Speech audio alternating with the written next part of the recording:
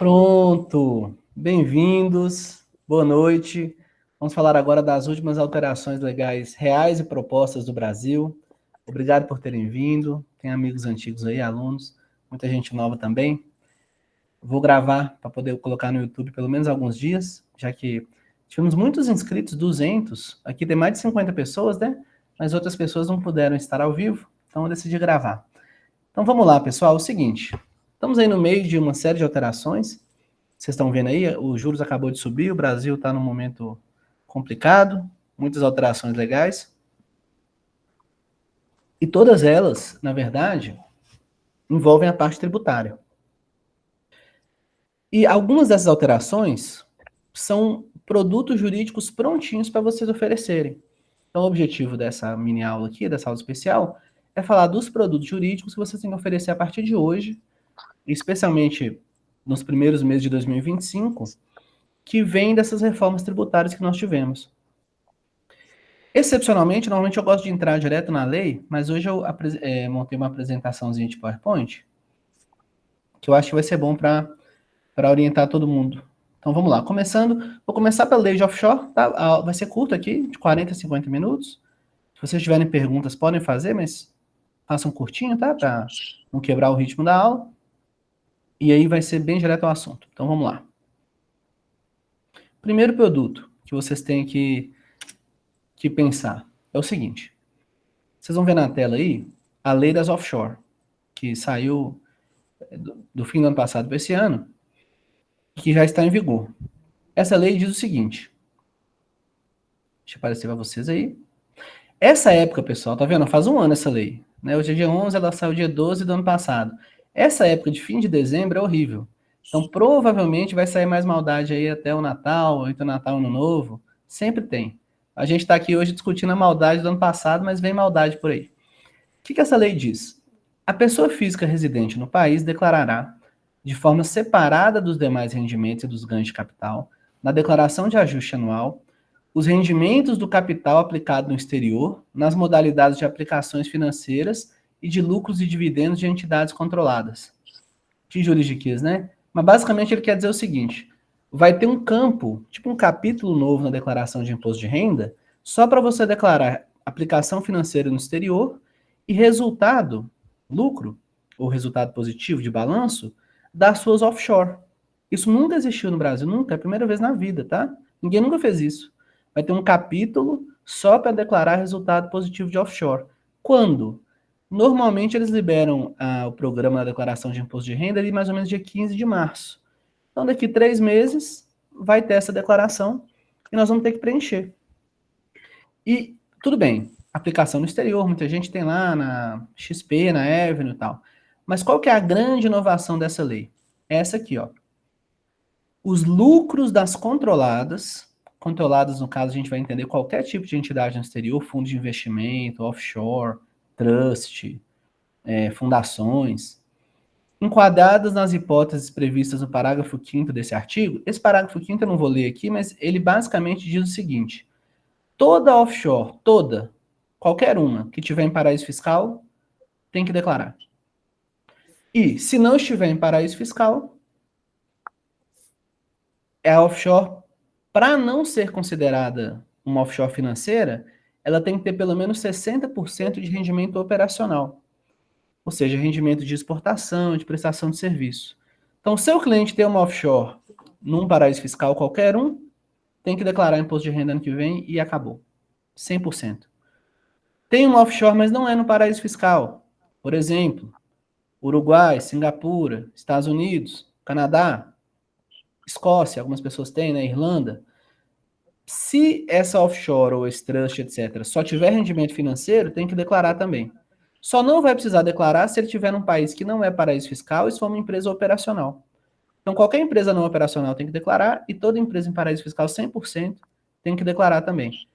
A gente deve ter no Brasil pelo menos aí umas 400 ou 500 mil pessoas que têm offshore em paraíso fiscal. Então, é bastante gente que essa lei vai pegar. Bom, aí que está explicando como é que esse lucro vai ser apurado. Mas basicamente é o seguinte: se ela tiver num paraíso fiscal, ela tem que fazer conforme os padrões contábeis brasileiros. Então, 100% das empresas localizadas em país com tributação favorecida ou regime fiscal privilegiado, ou seja, paraíso fiscal, todas têm que fazer conforme o padrão contábil brasileiro. As que não forem em paraíso fiscal, por exemplo, Estados Unidos e tal, podem fazer conforme o padrão internacional. Isso é um pouco estranho, mas olha que oportunidade. Vocês, advogados brasileiros, podem ligar para um contador brasileiro e falar assim: contador brasileiro, tem no mínimo umas 200 ou 300 mil offshore em paraíso fiscal que vão ter que declarar imposto de renda aqui no Brasil ano que vem. Pessoas que têm offshore, né? E vai ser pela lei brasileira. Então, nós vamos ter que elaborar esse balanço no exterior, traduzir, verter o balanço para a lei brasileira, né? Fazendo uma analogia, e apresentar. Só que isso não é uma coisa fácil de fazer. Por que que não é fácil? E eu separei aqui no próximo slide. Isso aqui vem do próprio manual da Receita sobre a declaração do imposto de renda das offshore. Tá? O próprio manual, não está na lei, está no manual, mas está fácil de entender. Ele está dizendo o seguinte: como regra geral, as aplicações financeiras, inclusive participações societárias minoritárias, por exemplo, ações negociadas em bolsa, que é um dos principais ativos, né, que o brasileiro compra no exterior, são contabilizadas a valor justo. Essa é a frase, valor justo.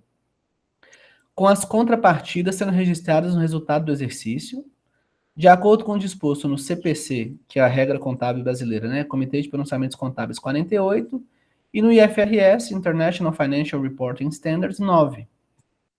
Tanto no IFRS quanto no BRGAAP, são os termos, isso aqui é o nome da modalidade contábil, independentemente do porte da offshore.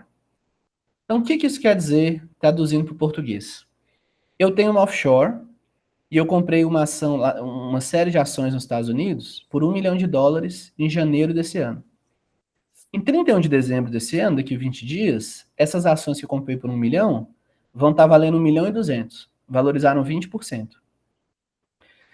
Só que eu não vendi a ação, eu não tenho dinheiro. Então, basicamente, eu gastei R$1 milhão e na minha conta bancária da offshore está escrito que eu tenho R$0. Na conta da corretora está escrito que eu tenho ações e o preço de mercado dessas ações é 1.200.000. Traduzindo em miúdo o que essa norma está falando, ela está falando o seguinte: eu sei que você não ganhou 200 mil na sua conta bancária, na conta da empresa. Porém, tem uma norma contábil que chama avaliação a valor justo, que ela fala que a empresa tem que reconhecer no balanço esses ganhos não realizados, porém economicamente aferíveis, né? Ou seja, se eu fosse liquidar a empresa dia 31 de dezembro, eu tenho que vender tudo que ela tem. Se eu vender o que ela tem, ela ia ter 1.200.000 e não 1 milhão. Então, para fins contábeis, tem 200 mil lá, ainda que eles sejam, o termo técnico seria virtuais, né? São potenciais. Ok. Aí o que a Receita vai fazer agora, gente? Agora, dia 16 de março. O cara vai ter que escrever lá: ganhei, entre aspas, né? Potencialmente eu ganharia $200 mil. Qual que é a tributação instituída pela nova lei? 15%. Então o sujeito vai ter que recolher lá $30 mil. São 180 mil reais a preço de hoje, de um dinheiro que ele não tem. Cleison, mesmo se a offshore tiver estrutura opaca, exatamente. Principalmente, na verdade. Se ela não for opaca, até o cara pode fugir. Mas, para quem não entendeu aí, é porque houve uma época esse ano que você podia escolher em tributar offshore como se fosse pessoa física. A grande maioria não escolheu, eu diria que 99%. Então, as outras offshores que não tiveram essa escolha se chamam opacas, são as offshores normais, é o que eu estou falando aqui. Então, você não tem o dinheiro, mas você vai ter que arrumar 180 mil reais para pagar o imposto de renda devido, efetivo. Tem jeito de contornar isso? Tem alguns jeitos. O principal jeito já não dá tempo. O principal jeito era, ao longo desse ano, foi coisa que eu fiz com meus clientes, mudar a offshore para outro país, botar nela um rendimento operacional, fazer umas coisas lá. Mas agora, dos últimas 3 semanas, você ainda consegue, por exemplo, reconhecer algumas despesas na offshore, você ainda consegue remanejar os investimentos, apurar alguns prejuízos que você teve em outro investimento para abaixar o valor contábil, ainda consegue fazer alguns ajustes, sabe? Mas não é fácil. Agora, o que provavelmente vai acontecer, deixa eu falar para vocês, é isso que eu queria que não acontecesse com os clientes de vocês. O que provavelmente vai acontecer é que a pessoa não sabe disso, não vai apresentar no imposto de renda e vai apresentar só depois, quando ela descobrir, com multa. E vai sair correndo desesperada para poder fazer o balanço. Então, entre hoje e 1º de março, digamos assim, vocês têm um tempo, 2, 3 meses, para fazer marketing sobre isso, comunicar, avisar as pessoas, fazer parcerias com contadores. Lá nos meus alunos tá cheio de gente que faz isso, para poderem pegar o balanço, botar nas regras brasileiras, apurar o imposto de renda e tentar baixar um pouquinho o valor tributável. E dá para cobrar um dinheiro bom nisso aí. Sei lá, $1.000, $5.000. Depende do que você vai economizar para a pessoa, sabe? E é um serviço relativamente simples, né? No fundo, é uma declaração de imposto de renda, mas com um plus a mais, né? Como o povo diz. Com extra, que é essa questão internacional. Tá bom? Então esse é o primeiro serviço. Eu tô preocupado com isso, pessoal, porque muita gente não sabe disso ainda. Direto eu falo com uma pessoa que tem offshore, ela fala, não estava sabendo, não. Para mim era só quando eu trazia o dinheiro. Não, meu filho. Não é quando você traz. Você nem tem o dinheiro, tem que pagar imposto em cima dele. Então tem gente que vai ter que vender as ações só para levantar o dinheiro para poder trazer para o Brasil. Entenderam como é que é um negócio meio grave assim? O cara vai ter que ir lá vender a ação para levantar um dinheiro que ele não tem para poder pagar imposto. E assim, aí, nem todo mundo vai poder vender, por exemplo. Quem tem aplicação em Tesouro Americano travada em 5 anos, ele não pode tirar antes da hora. Ele vai ter que pegar dinheiro emprestado no Brasil para pagar imposto. É um negócio assim super incômodo para o cliente, sabe? Então tem que programar para ver como é que o cara vai arrumar esse dinheiro para poder fazer isso. Kenny, professores, se usar o VJORA. Então, essa aula não vai dar tempo de entrar nisso a fundo, mas existem alguns métodos contábeis, por exemplo, um que se chama VJORA, que permitem que que o balanço da empresa não dê tanto lucro assim. É uma forma de contabilizar os investimentos que diminui o lucro. É contabilmente falando, né? Mas não é todo mundo que consegue usar o VJORA. Quem queria usar tinha que ter ajustado ao longo do ano, ao longo de 2024. Agora que o exercício já acabou, não dá mais para você voltar lá atrás e refazer. Então, talvez para o ano que vem. Para esse ano vai ser difícil, tá? Para esse ano, a preocupação de vocês tem que ser assim: declara para começar, para a pessoa não ter que pagar a multa depois porque não declarou, e declara o mínimo possível, dentro da lei, né? Reconhece as despesas, vê se tem como reajustar algum investimento, etc e tal. Primeiro serviço. Deixa eu passar para o outro, senão não dá tempo. Então, entenderam, né? Declaração de imposto de renda para quem tem offshore. 100% das pessoas que têm offshore em paraíso fiscal vão ter que declarar dessa forma. Agora vamos para um outro aqui, ó, que é o seguinte. A reforma tributária, ela está sendo regulamentada por meio de leis complementares. Porque a reforma tributária que passou, ela foi principalmente uma reforma constitucional, mudando lá na Constituição, criando tributos novos e tal, e agora ela está sendo regulamentada por meio de leis complementares. Depois vão vir as leis ordinárias, decretos e tal. Uma dessas leis complementares, que basicamente está aprovada, falta só a votação final, acho que no Senado, na Câmara, na verdade, e ser publicada, talvez seja publicada ainda esse ano, talvez semana que vem, ela regula, entre outras mil coisas, a questão das holdings patrimoniais no Brasil. Na verdade, ela regula tecnicamente a questão do ITCMD, né, o Imposto de Transmissão, Causa-Morte e Doações.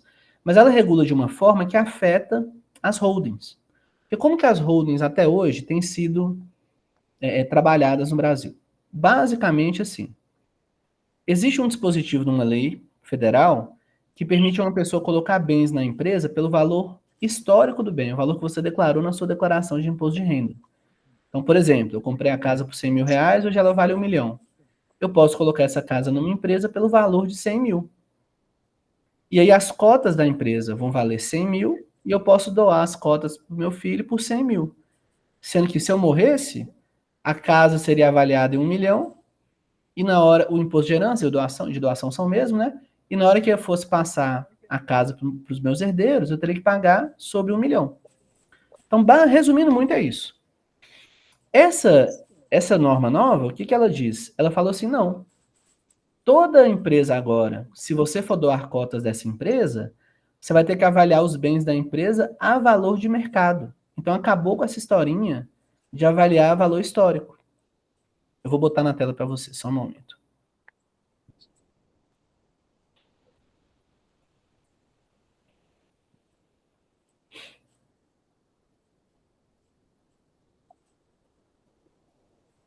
Aqui, ó. É muita novidade, né?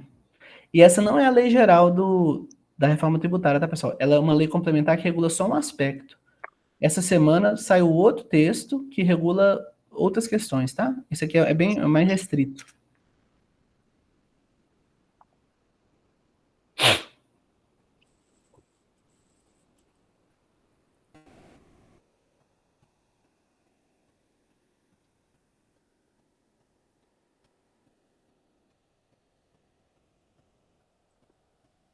Tá aí, projeto de lei complementar 108. Estou destacando o principal. Ele diz assim, ó. Não tem como esquecer, o artigo 171. Eu morri de rir. Coincidências junguianas aí, ó. Nos demais casos, esses demais casos ele quer dizer nas empresas que não são negociadas em bolsa, que é o caso das holdings, tá? Então, no caso das holdings, a base de cálculo do ITCMD deve ser calculada com metodologia tecnicamente idônea e adequada às cotas ou ações, devendo corresponder, no mínimo, isso aqui mudou, ao patrimônio líquido ajustado pela avaliação de ativos e passivos ao valor de mercado. Então, botei na holding a minha casa, que estava na minha declaração de imposto de renda, por 100 mil. Se eu for doar as cotas da holding, eu não posso doar mais por 100 mil. Eu obrigatoriamente vou ter que doar as cotas por 1 milhão, que é o valor de mercado. É isso que está escrito aqui. Então, basicamente, essas holdings que vocês conhecem, que foi uma onda forte no Brasil, morreu. Essa holdingzinha de botar o bem e doar no mesmo dia acabou. Qual que é o serviço que vocês vão poder oferecer a partir de agora? A holding ainda vai existir, mas vocês vão ter que primeiro, ligar para todo mundo que tem holding. Vem cá, você tem holding, né? A sua holding não serve mais, vamos reajustar. E depois, você quer fazer holding, não fez ainda? Então vou te ensinar a fazer pela lei nova. Vocês têm um campo enorme para trabalhar. E quando vocês forem trabalhar nesse campo, o objetivo de vocês vai ser criar uma holding, inclusive no exterior, talvez, tá? E aí vem uma parte que eu gosto muito de trabalhar, que são as holdings offshore, mas ou no Brasil ou no exterior, que vai ter um valor patrimonial zero ou negativo.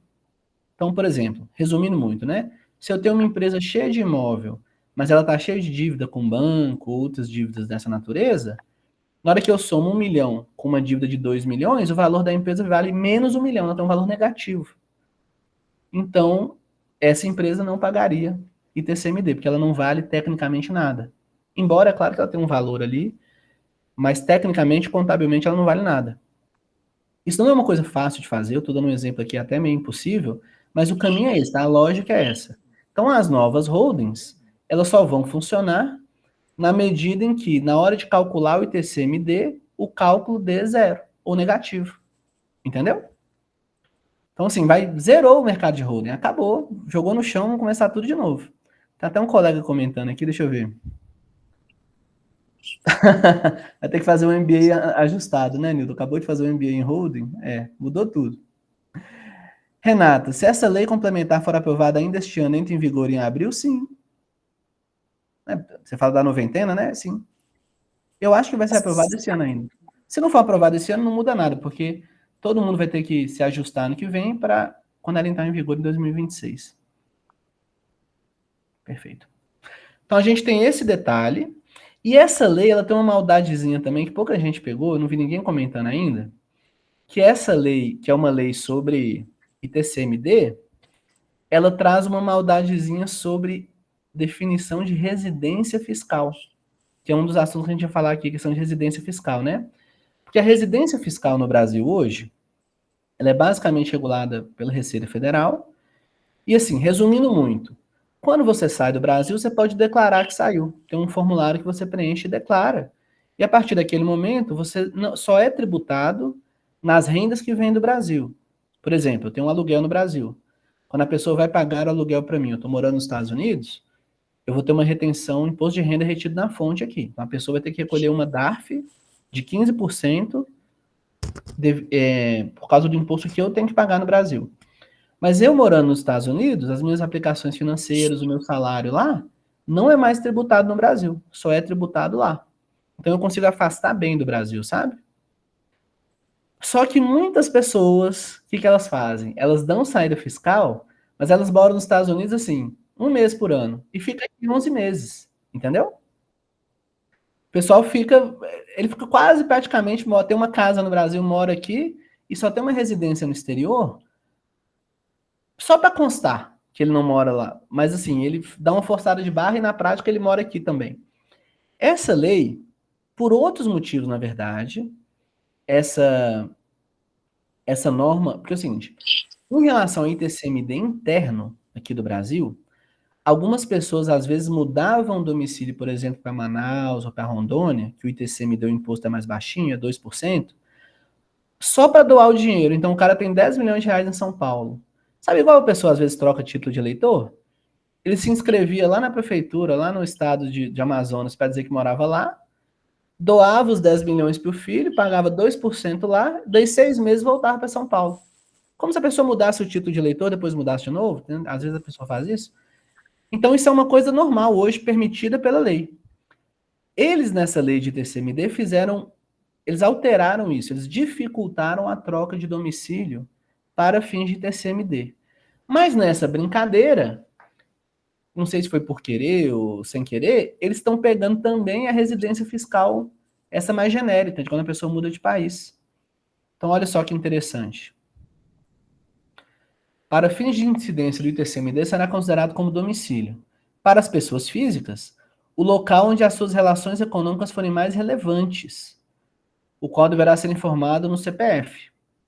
Para as pessoas jurídicas, também o local onde as suas relações econômicas são mais relevantes. Isso por quê?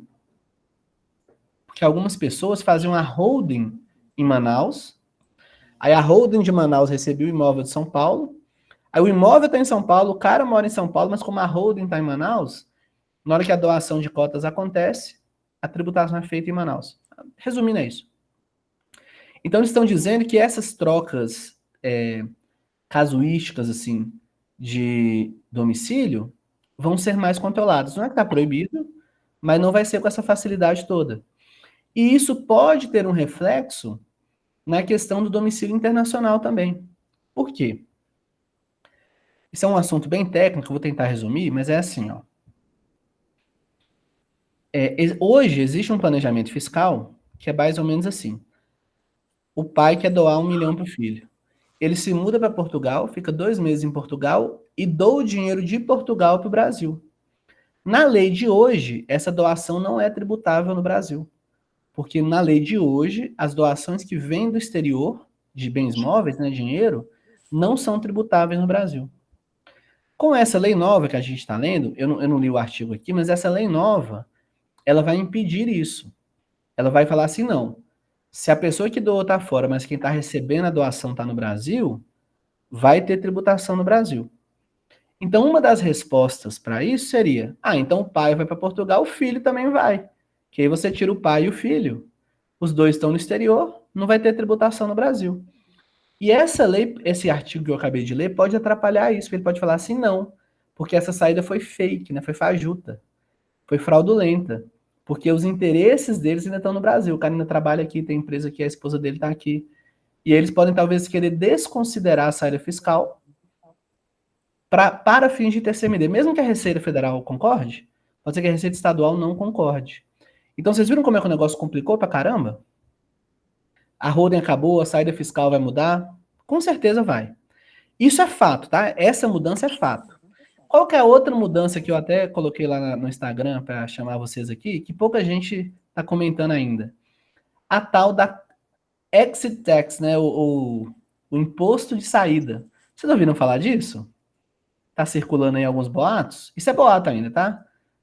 Eu fiz um post sobre o que eu acabei de falar é fato. Tá na lei lá, vai ser aprovado. Mas isso aqui ainda é boato, mas esses boatos, ultimamente, todos têm acertado muito. Tudo que eles estão anunciando que é boato, depois vira lei. É o seguinte.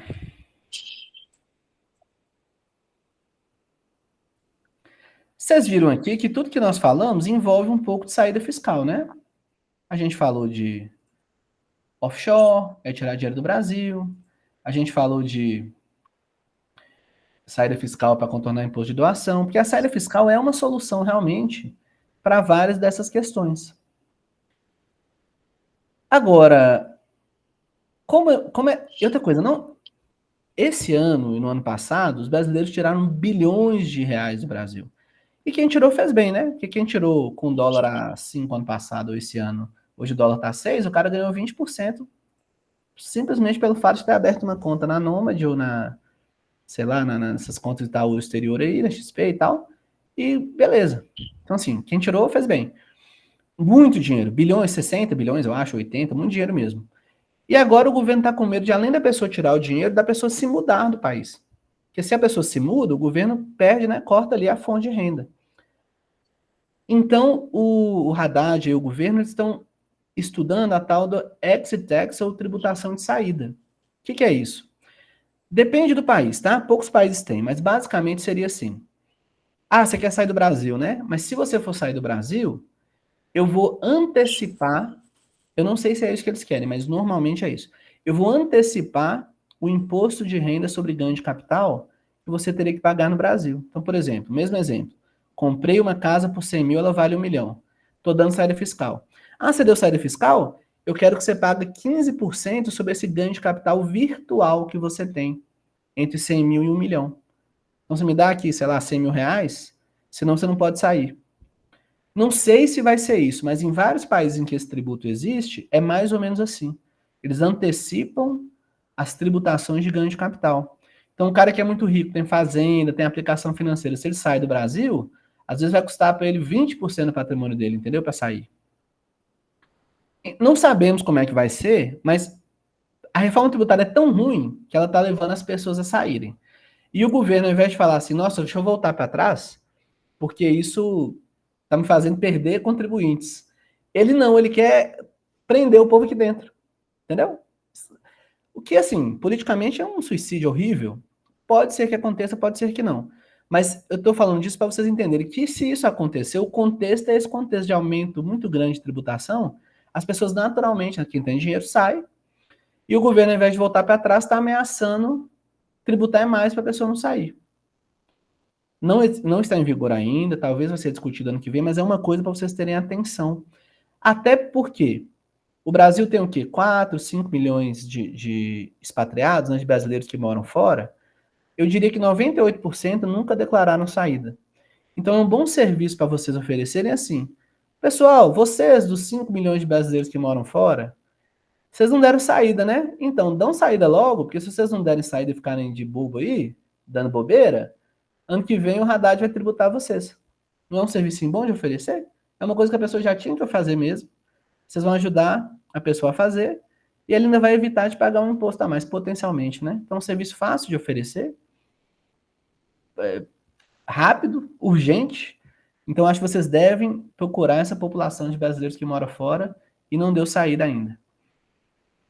E para encerrar, temos uma outra questão aqui super antipática, que é essa consulta pública do Banco Central querendo restringir as exchanges de criptomoedas, né, de Bitcoin e tal. Super antipática essa norma, ninguém gostou desse trem.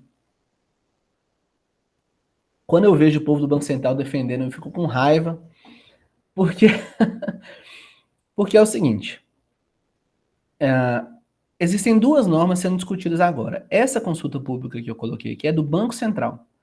Ela trata especialmente da remessa internacional de criptomoedas, porque eles querem igualar a criptomoeda ao dólar. Assim, olha, se você manda dólar para o exterior, você está mandando dinheiro.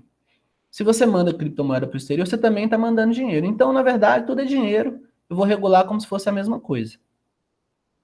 Claro que não é a mesma coisa, mas ok. Beleza, entendi o que eles querem dizer. Mas, paralelamente, ao mesmo tempo que essa norma está em consulta pública, tá? Está em consulta pública, tem uma outra norma da Receita também em consulta pública. As duas estão simultaneamente, as duas estão agora, em dois sites diferentes. Esse do Banco Central, e tem uma outra norma da Receita que eu não vou colocar aqui porque é muito grande, mas essa norma da Receita é inspirada nesses princípios aqui, ó, da OCDE, que seria um esquema para reportar, né, ou denunciar, ou catalogar os ativos criptografados. Então, isso aqui é um esquema mundial da OCDE, de vários países, né? Praticamente todos os países ricos do mundo. Eles estão criando um esquema novo. Isso aqui é a capa do manual. Esse manual tem umas 40 páginas, sei lá. E esse manual da OCDE fala claramente: o nosso objetivo com isso é tributar, é aumentar a arrecadação tributária, porque a gente acha que tem gente que está ganhando dinheiro com Bitcoin e não está tributando, não está pagando imposto. Então, isso aqui está inspirando a Receita Federal. E aquela outra norma que a gente viu ali é do Banco Central, mas as duas mais ou menos têm o mesmo objetivo, que é tributar, no fim, aumentar a tributação. O Banco Central ainda botou um verniz que falou que o objetivo é melhorar a saúde financeira da corrente de pagamentos brasileiras. Tá, a gente engole, né? Mas me parece que o objetivo principal realmente é tributar. E qual que é assim, essa norma da Receita, essa que vocês estão vendo aqui, que a norma da Receita é a tradução dessa norma, tá? Basicamente é a tradução praticamente literal. Ela põe muitas restrições para fazer transação com Bitcoin. A restrição assim, de pedir o nome da mãe da pessoa, pedir o número fiscal de qualquer pessoa do mundo. Ah, vou vender o criptomoeda para um cara do Cazaquistão. Pega o número fiscal dele lá, o número do passaporte. É bem restritivo mesmo, sabe? Dificulta muito os negócios. E essa do Banco Central, qual que foi a questão aqui que a galera ficou irada? Foi isso aqui, ó. Primeiro, eles estão explicando o que eles estão considerando ativo virtual denominado em moeda estrangeira. Esse que foi o problema. Ó. A regulação dos ativos virtuais denominados em moeda estrangeira. O ativo virtual denominado em moeda estrangeira é, para fins e efeitos dessa resolução, o ativo virtual estável, criado com o propósito de manter seu valor estável em relação a determinada moeda estrangeira. O mais famoso hoje é o USDT, que é uma espécie de criptomoeda, como se fosse um Bitcoin, tá, pessoal? Para quem não entende muito. É uma criptomoeda tipo um Bitcoin que promete que ela sempre vai valer $1. Então, assim, na verdade, isso não é garantido. Tem muita gente, inclusive, que fala que o USDT é Tether, que ele não vai sustentar e tal. Mas tem várias moedas que têm essa proposta de dizer que elas valem $1, tá? A proposta do Bitcoin não é essa. A proposta do Bitcoin é hoje valer $1, amanhã valer 5, depois de amanhã valer 50. Ele quer subir. Tem umas moedas que o propósito é travar, valer sempre 1. Então, se você está comercializando uma moeda que é travada com dólar, é muito parecido com estar comercializando dólar. Sabe? O pessoal usa para importação e exportação, usa mesmo. Para pagar serviço, para pagar por imóveis. É quase um câmbio paralelo. Não paralelo no sentido de legal, mas paralelo no sentido assim, é um outro sistema de câmbio que existe, tá? Esse tipo de moeda que gerou a celeuma, que é o seguinte. Essa norma ela é dirigida para as exchanges, viu? Exchanges aqui no Brasil. Tipo o mercado Bitcoin e tal. A transferência de ativo virtual denominado em moeda estrangeira, que são esses aqui, é admitida somente nos seguintes casos. 1. Entre residentes. Ou seja, eu não posso mandar uma moeda pegada, travada com moeda estrangeira para um cara dos Estados Unidos. Opa, que estranho, né? Que hoje eu posso. Quando essa norma está em vigor, eu não vou poder mais. Entre residentes e só na hipótese que haja previsão legal para estipulação de pagamento em moeda estrangeira, que são muito raras no Brasil. Normalmente, quando o Brasil permite você, dentro do país, fazer pagamentos em moeda estrangeira, são poucas ocasiões. É alguns tipos de pagamento de exportação em moeda local, alguns tipos de pagamento de financiamento assim, de aeronave, sabe? Não é uma coisa muito comum, não. Eu não posso, por exemplo, comprar, sei lá, um carro e pagar em moeda estrangeira, sabe? Não é normal, um imóvel. Ou entre instituições autorizadas a operar no mercado de câmbio, incluindo as exchanges.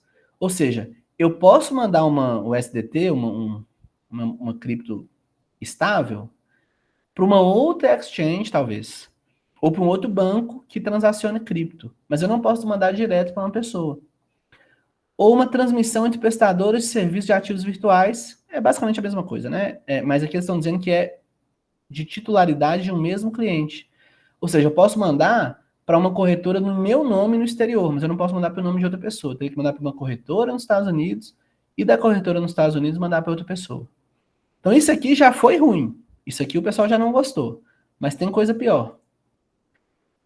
É vedado a prestadora de serviço de ativo virtual, né, a exchange, efetuar transmissão de ativo virtual denominado em moeda estrangeira para carteira autocustodiada. Carteira autocustodiada, pessoal, é o seguinte. É como se fosse um pendrive, um HD externo, um dispositivo eletrônico com uma senha especial, que quem tiver a senha daquele dispositivo consegue se ligar na rede de criptomoedas, né, na rede criptografada, na rede blockchain, etc., e usar aquela cripto. Então é como se fosse, tá? Não é exatamente assim, não, mas é como se fosse assim. Eu tô com um USB aqui e a senha é 1, 2, 3, 4. Eu dou ela na sua mão, aí você vai chegar lá na sua casa, vai pegar um avião, vai lá para a Rússia. Aí lá na Rússia você põe aquele USB no seu computador, digita a senha 1, 2, 3, 4 e você vai ter acesso a US$ 1 milhão em criptomoedas. Aí basta você transferir para uma exchange e na exchange você vende e recebe dinheiro. Então é uma forma de você transmitir moeda. É quase uma forma física, né? Na verdade é eletrônica no fim, mas é quase uma forma física. Lembrando, pessoal, que você não precisa desse suporte físico, tá? Você pode simplesmente falar no telefone para a pessoa, a senha 1, 2, 3, 4. Ela consegue logar num certo site lá no sistema e capturar aquilo. Porém, essas carteiras autocustodiadas, né?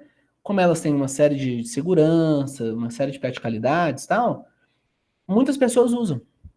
Então, basicamente, o governo está dizendo assim: é proibido você tirar do mercado Bitcoin e transferir para esse tipo de carteira. Como quem diz assim, é proibido você botar $100 mil no bolso, pegar o avião e ir para outro país?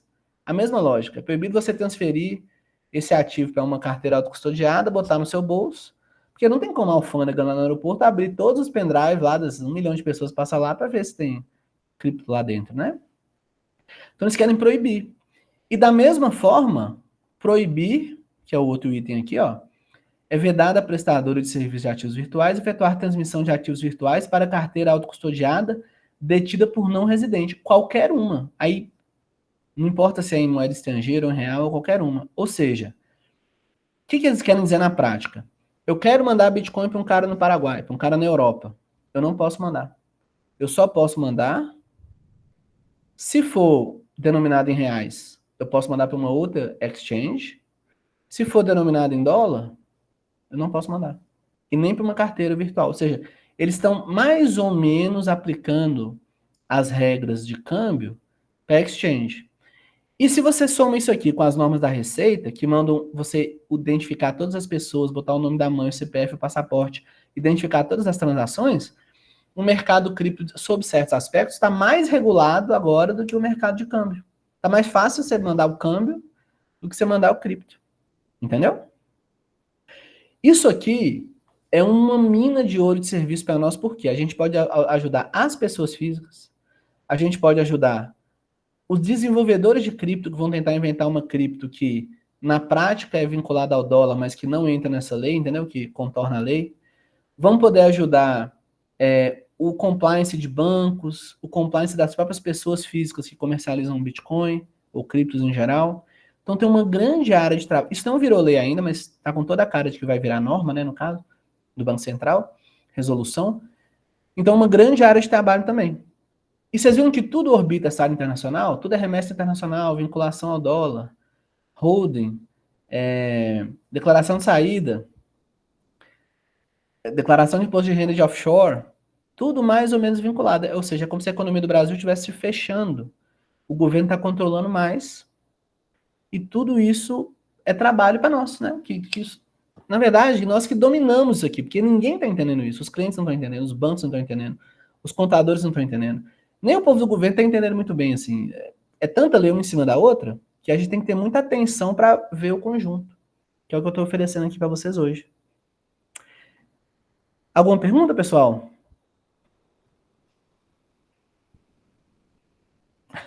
Um controle absurdo do governo é muita chance de trabalho. Exatamente. Então, Pessoal, só para pode falar? relembrar, a offshore que está funcionando aqui, a empresa que está funcionando aqui fora, se está operacional, né, está prestando serviço, vendendo produto, e tendo Uhum. prejuízo ou ganho, ela não vai ser taxada, é isso? Se ela tiver 60% da renda dela como operacional, esse operacional tem umas exceções, por exemplo, não pode ser royalties, não pode ser aluguel, tem restrições para aluguel, né? Pode ser alguns tipos de aluguel, mas não outros. Tem umas restrições. Mas digamos que seja compra e venda de mercadoria, igual você falou, prestação de serviço. Se ela tiver 60% do rendimento bruto como dessa origem, e não está em paraíso fiscal, né? Está nos Estados Unidos e mexe com compra e venda de, sei lá, hambúrguer. Aí não precisa declarar no Brasil. Tipo consultoria também. Se for uma 60%. consultoria que presta serviço, não precisa. Ok? Ok.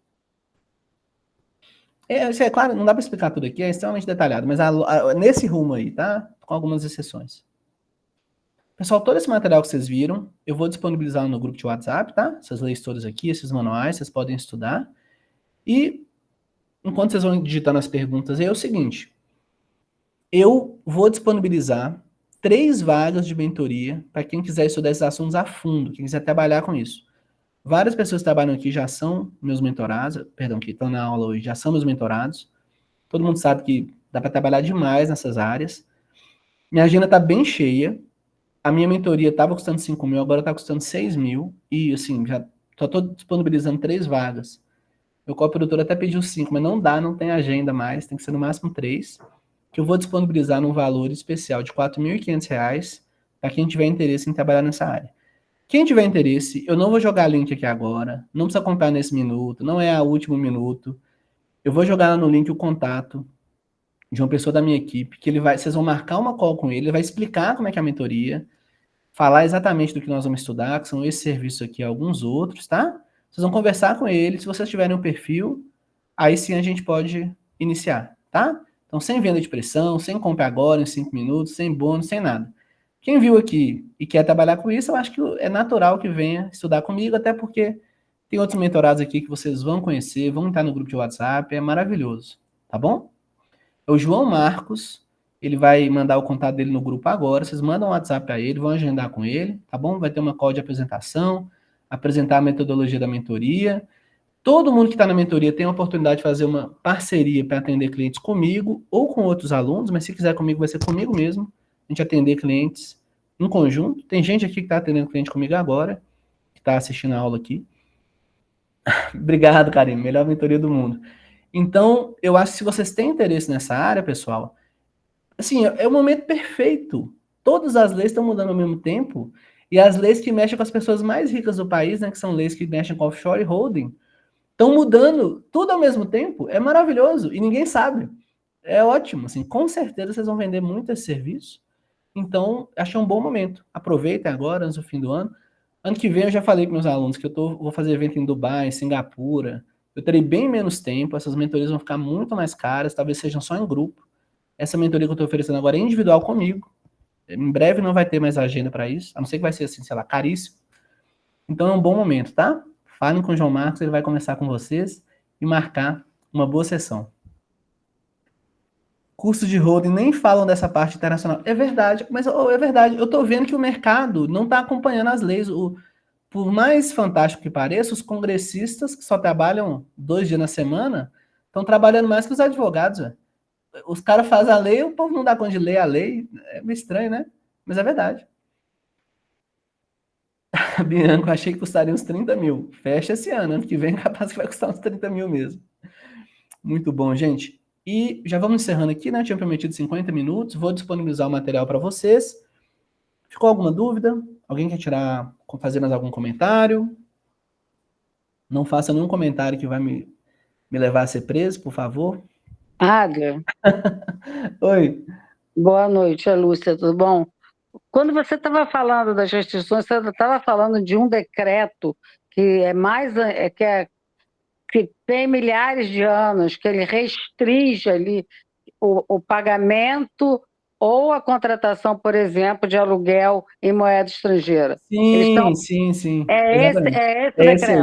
decreto. Na verdade, tem outras leis, mas esse é o Não, principal. mas a ideia inicial é esse É o esse decreto. aí, exatamente. Esse mesmo.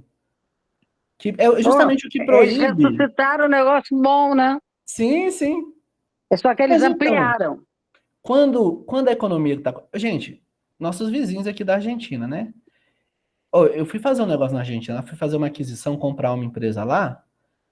Não transitava dinheiro na Argentina, era tudo em conta americana. Tudo. Ah, tinha que pagar sim, mas é tudo mesmo.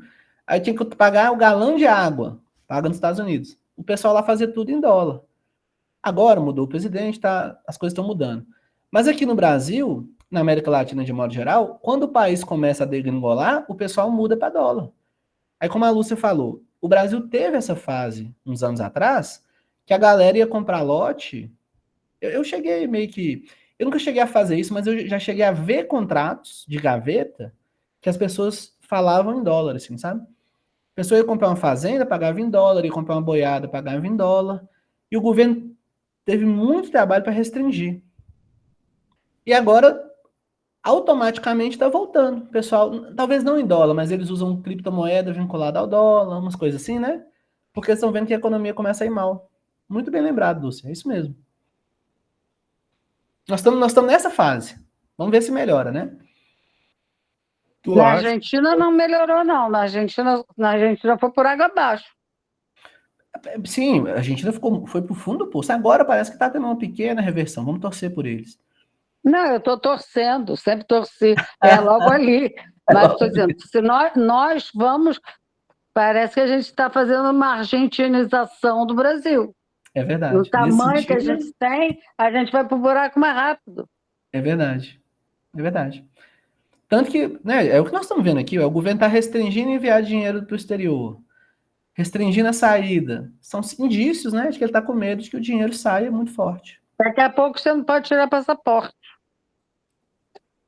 Na verdade, Não assim, o tem papel. maior, o maior meio de restrição que o Brasil tem, até é bom falar isso, o maior meio de restrição que o Brasil tem para impedir que as pessoas mandem dinheiro para o exterior, qual é? É que o IOF ele pode ser aumentado até 25% por canetada do presidente. Ele não está sujeito à anualidade, né? Exatamente. Então, o IOF, se o negócio apertar mesmo, eles vão aumentar, não vão aumentar para 25, vão aumentar para 6, depois para 8, depois para 12, coisas assim. Mas eles estão restringindo agora os meios que não são vinculados ao IOF, por exemplo, a cripto, né?